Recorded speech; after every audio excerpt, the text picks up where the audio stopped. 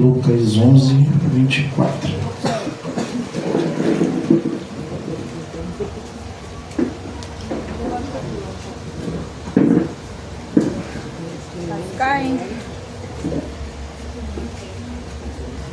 Deus tem o reino dos céus para todos nós.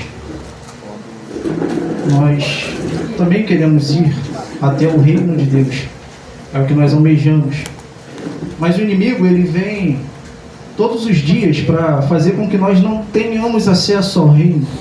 E ele faz de tudo para nos impedir de chegar até o reino dos céus. E aqui nessa palavra, o Espírito Santo de Deus me chamou a atenção, mostrando como o inimigo age para fazer com que nós não venhamos acessar o reino.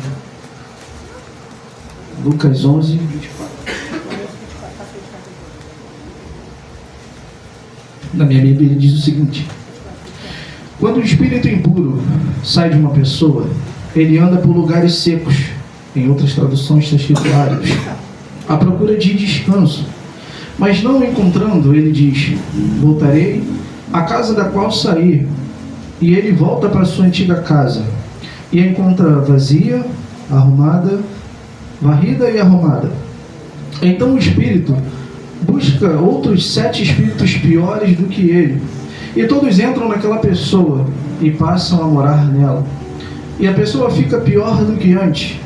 Jesus estava dizendo isso para uma multidão de pessoas e seus discípulos. E uma mulher gritou na multidão: feliz é a sua mãe, que deu à luz e o amamentou. E Jesus responde para essa mulher: felizes são aqueles, ainda mais felizes são aqueles que ouvem a palavra de Deus e as praticam. Quando eu estava lendo essa palavra, eu fiquei com 2 dúvidas. Porque aqui não diz que o espírito... Me fizeram uma pergunta: como é que o espírito impuro sai de uma pessoa? Aqui não está dizendo. A gente entende, a gente vê em outras passagens que o espírito impuro ele só sai de uma pessoa através do nome de Jesus. Mesmo aqui não falando. Porque o espírito impuro parece ter um pitbull com raiva. Ele não larga o osso. E ele não vai querer largar uma casa onde ele tem tudo, onde ele tem todo o domínio, onde ele tem tudo que ele pode fazer para destruir aquela pessoa. Então, o Espírito Santo de Deus me respondeu a minha primeira pergunta. O espírito impuro não sai, ele só sai com o nome de Jesus. Ele não sai com o nome do obreiro, ele não sai com o nome do Papa, ele não sai com o nome do presidente, ele não sai com o nome de ninguém, só com o nome de Jesus. Só assim que ele é expulso. E aqui diz que ele vai para um lugar seco, lugar árido. Eu fui pesquisar o que diz essa palavra. É lugar que não frutifica, lugar que não produz. Então ele não vai para um lugar bom. Tem outras traduções que falam que ele rodeia o mundo atrás de uma casa, atrás de descanso. E aqui a Bíblia nos garante que o inimigo ele sempre volta. O inimigo ele não fica procurando uma casa, um descanso em um dia, em uma semana, em um mês. Deve demorar um tempo maior, um ano, não sei. Mas nesse tempo, a pessoa que foi liberta, se ela não se fortificar, se ela não buscar, se ela não ter um alimento diário, a Bíblia, jejum, oração, subida de monte, ela enfraquece. E aqui diz que a casa estava arrumada, varrida e vazia. Jesus ele entrou na vida dessa pessoa, que a casa não é casa quadrada, é casa nós, templo do Espírito Santo. E Jesus entrou na vida dessa pessoa enquanto o inimigo estava de rodear o mundo procurando uma nova casa. Jesus estava arrumando a casa, Jesus estava limpando a casa, estava varrendo, estava botando tudo em ordem. Porque a casa com certeza estava totalmente bagunçada, a pessoa estava no lamaçal do pecado, aquela casa estava vazia, sem forma, totalmente destruída. E o que me chamou a atenção nessa passagem foi até a minha segunda pergunta: por que a casa estava vazia? Porque nesse meio tempo que a pessoa foi liberta, enquanto o espírito impuro estava fora, ela deveria estar buscando. Nesse meio tempo ela parou de ouvir louvor. Nesse meio tempo ela foi à igreja de qualquer jeito. Nesse meio tempo, vamos dizer que a pessoa tinha um espírito de vício. Não está dizendo aqui, eu que estou conjecturando. A pessoa ficou um tempo sem beber, ficou um tempo sem fumar, mas aí ela foi, de repente começou a beber um pouco, um copo, que a Bíblia fala que a gente pode beber, mas não pode se embriagar, né? Mas se a pessoa já tem um vício, a nossa carne ela declina para o pecado. Então um copo que a pessoa bebe, ela não vai aguentar ficar só naquele copo por muito tempo. Um cigarro que a pessoa fuma, ela não vai conseguir ficar naquilo muito tempo, vai voltar. E aqui a Bíblia nos garante que o Espírito ele volta, mas ele não volta já com os 7, ele volta sozinho. Para quê? Para ver se a casa está cheia ou se a casa está vazia. Aqui diz que a casa estava vazia. E ele já viu, não está tocando um louvor. A pessoa, ele fica rodando aquela pessoa, a pessoa não vai mais para a igreja com tanta vontade, vai quando quer. A pessoa já não ora mais, a pessoa já não busca mais. E eu ouvi uma vez uma pregação, não estou questionando o que ele falou, mas o pregador falou que ele chama mais 7 para poder lutar, para poder guerrear contra Jesus. Não é verdade, eu não vejo dessa forma. Porque se ele volta sozinho, aquela pessoa estava bebendo, voltou a beber devagarzinho, voltou a fumar devagarzinho, ele vai chamar mais 7 para poder aprisionar aquela pessoa de uma forma com que ela não saia mais. Porque se ele chegar e começar a botar vontade naquela pessoa muito rápido, ela vai lembrar do nome de Jesus. E ela vai chamar, então na cabeça dele eu penso que ele vai chamar mais 7 para poder dar mais vontades, mais legalidades, mais desejos.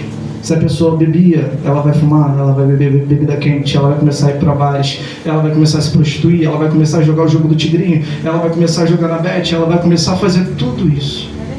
Não estou julgando ninguém. Só que eu vejo muito crente na internet que joga na bet, joga no jogo do tigrinho e fala que não é um jogo de azar. Você está investindo um dinheiro que poderia você estar fazendo qualquer outra coisa. Mas cada um faz o que quer, não estou aqui para julgar ninguém. E ele busca outros 7 e passa a morar naquela pessoa. E ela fica pior do que antes. E eu comecei a pensar, se aquela casa estava toda deteriorada, se aquela casa estava totalmente no lamaçal do pecado antes de ser liberta, era só ela ter, não estou dizendo que é fácil, mas se ela tivesse se mantido na presença, se ela estivesse buscando todos os dias, se ela tivesse subindo um monte, fazendo jejum, orando, jejuando, a casa estaria cheia do Espírito Santo. E se a casa está cheia do Espírito Santo, não tem lugar para o diabo nela. Quando ele voltar, que aqui diz que ele volta, ele afirma isso, é uma afirmação: voltarei para a minha antiga casa, da onde eu saí. E ele vai voltar, ele vai chamar, ele pode chegar no inferno e chamar Satanás: vamos ali entrar naquela casa. Mas tem um problema, a casa está cheia do Espírito Santo. Satanás falou: não, perdeu, deixa aquela casa, volta outro dia, vai que ela esteja vazia novamente. E aquilo ali, aqui Deus nos dá uma explicação de como o inimigo faz para não deixar a gente acessar o reino de Deus. Ele entra nas nossas vidas devagar, por brechas. Esses dias um rato entrou lá em casa, pastor. Nossa, que fomos dormir 2 horas da manhã e a gente caçando onde o rato entrou. Ele roeu o ralo e entrou. Ele voltou pelo mesmo lugar, a gente botou uma pedra em cima. Eu falei: não vai voltar mais. Passou uns 2 dias, Marcelo, cara, tem um barulho lá na área. Foi lá olhar, tirei a pedra, o rato roeu tudo. Ele queria entrar de novo, mas tinha uma pedra e ele não entrou. Então nós temos que fechar a nossa brecha, porque ele sempre vai voltar para tentar entrar naquela vida de novo. Porque o intuito do diabo, ele não é matar a gente crente, assim que eu penso. Eu posso estar errado, quem quiser me corrigir fica à vontade. Porque se a gente morrer, a gente vai para o céu. E ele não quer que a gente vá, ele quer que a gente desça com ele. Ele já é perdido, ele já é um derrotado. Então ele vai entrar, vai tentar fazer com que aquela casa se deteriore de novo, volte a ficar totalmente ruim, que a pessoa se afunde mais no pecado, para aí sim ele vir com, sei lá, uma depressão, alguma coisa ruim, e a pessoa ficar pior e falar: cadê o teu Deus? Ele te tirou expulsou o espírito impuro e agora você está aí. A pessoa vai começar a blasfemar contra Deus, a pessoa vai começar a falar mal de Deus, e aí a casa vai ficar mais vazia ainda, e aí sim ele leva aquela pessoa à morte, porque ele ganhou aquela alma para o inferno. E o Espírito Santo de Deus me conduziu. Eu estava lendo a Bíblia. E eu comecei a ler Gênesis capítulo 1.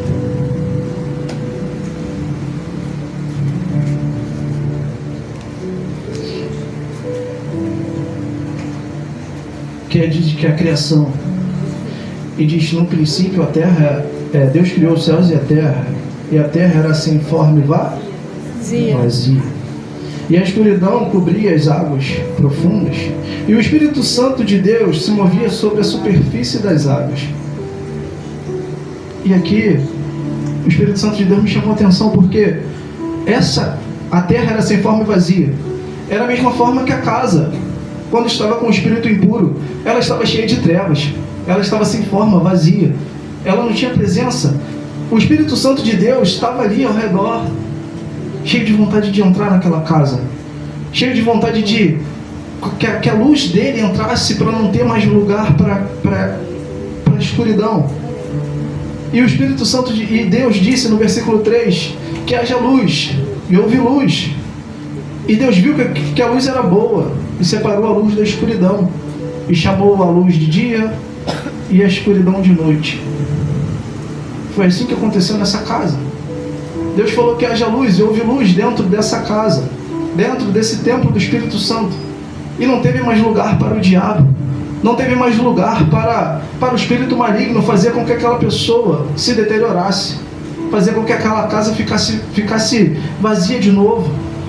A casa tem que estar cheia do Espírito Santo todos os dias. Nós não podemos dar ouvido ao inimigo, falar com que ele venha, deixar com que ele venha persuadir a nossa mente, como ele fez com os anjos. Satanás persuadiu um terço dos anjos.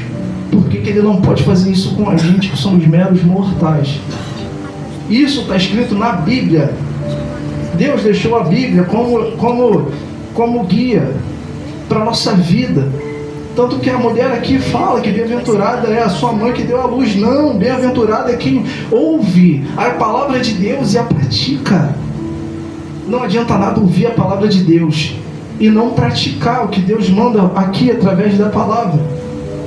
Mas chega uma hora que a casa, vamos falar um outro cenário. Tudo aconteceu aqui. O espírito impuro saiu, rodeou o mundo, procurou descanso e ele voltou. Encontrou a casa cheia do Espírito Santo, a pessoa buscando ali, firme, mas ela está cheia de desejo, ela está cheia de vontade, ela quer voltar, a carne dela está gritando para fazer as coisas que ela fazia. E ela saiu do Egito ali, quando era cativa, foi liberta. Vamos imaginar que os guardas de Faraó eram os desejos, as vontades ali, buscando aquele povo. Ele bate de frente com o Mar Vermelho ali e não sabe o que fazer. E Deus fala lá em Êxodo capítulo 14, versículo 15: marcha à frente do Mar Vermelho. Deus vai abrir o Mar Vermelho para tu passar se for preciso. Aqueles perseguidores vão ficar presos naquele mar do esquecimento. E continua indo em frente. Mas depois, sempre o crente ele passa por um deserto. Pode ter certeza. Se o diabo foi para o deserto, o crente também vai. E no meio do deserto, está ali naquela dificuldade, você encontra uma muralha gigantesca na tua frente. E você quer passar, mas você não sabe como. E Deus fala o quê? Josué capítulo 6, versículo 10, se eu não me engano. Marcha diante da muralha, que Deus destrói a muralha para você passar, para você romper. Deus faz, Deus tem poder, não é um homem que faz. Deus manda Josué ser forte e corajoso. Vai! Vai! Porque quando Deus não manda a gente recuar. Foi a mesma coisa mais à frente. A pessoa vai, continua, atravessa. E aí o que acontece? Está lá, você andando, você perseverando, continuando, fazendo tudo como que Deus mandou fazer. E aí vai lá, igual Davi. 1 Samuel, capítulo 17, versículo 50, aparece um gigante na frente de Davi, na frente do povo. Davi, menor da casa. O que Deus faz? Deus manda Davi voltar? Não. Vai diante dele que eu arranco a cabeça e faço você entrar no palácio. É Deus que faz, não é um homem. Nada é um homem, tudo é Deus. Tudo é o poder de Deus. Mas para isso, todos esses que eu falei aqui, foi fácil para eles? Não vai ser fácil para ninguém. Eu não estou aqui como o pastor fala, como super crente, dizendo que vai ser mole. Não, vai ser uma dificuldade. Está sendo para a minha vida. Creio que foi na vida dos pastores, já são mais antigos na caminhada. Na vida de outras pessoas também, que já são mais antigos na caminhada. Sempre vai ter dificuldade, mas se a gente crê num Deus que está na nossa frente, se Ele mandou a gente ir na frente, é por quê? É porque Ele já está na frente dos nossos problemas, das nossas pelejas. Ele sabe que vai ser dificultoso. Ele sabe que não vai ser fácil. Mas ser forte e corajoso é difícil, mas Deus está na frente, então dá para fazer. Se Ele atravessou o Mar Vermelho, se Ele destruiu a muralha, se Ele cortou a cabeça do gigante, o que é impossível para o nosso Deus? Deus. Alguém pode dizer, não tem nada impossível, porque Ele é o Deus do impossível. Aleluia. Deus é o Deus do impossível. E o inimigo, ele sempre, como eu disse, ele sempre vai voltar. Ele sempre vai voltar. Ele vai ver como é que está a casa que ele habitava. Ele vai ficar olhando, mas sempre a casa tem que estar cheia. Se a casa estiver cheia, não tiver brecha, ele não entra. E para finalizar a palavra, no livro de Tiago, capítulo, se eu não me engano, é 4, versículo 7.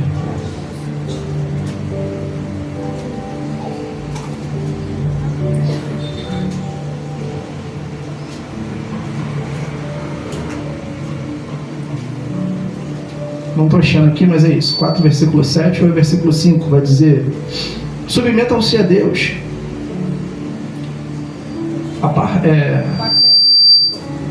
Submetam-se a Deus. Resistam ao diabo, que o diabo fugirá de vós. Se a gente se submeter a Deus, é a mesma coisa de fazer o primeiro mandamento. Amai a Deus sobre todas as coisas. As demais coisas nos serão acrescentadas. Se a gente fugir da aparência do mal, se a gente se permanecer firme com Deus na nossa frente, com a mão poderosa do Senhor sobre a gente, não tem demônio nenhum que vai conseguir entrar na nossa casa, tomar território, tomar rédea da nossa vida. Nem o próprio Satanás pode contra Deus. Nem ele pode. O inferno inteiro pode querer se levantar, mas ele não vai conseguir, porque Deus prometeu. A Bíblia vai dizer que na terra teremos aflições. Jesus diz, mas tenham de bom ânimo, porque eu venci o mundo. E se a gente crê em Jesus, nós vamos vencer também na dificuldade, na tribulação, no deserto. Mas no final tem vitória. No final a gente consegue, a gente alcança, porque Deus prometeu. Deus não é homem para que minta, não é filho do homem para que se arrependa. E nós temos que fazer igual Jesus falou: pegar as palavras que Deus nos deu e botar em prática. E assim eu agradeço a minha oportunidade em nome de Jesus.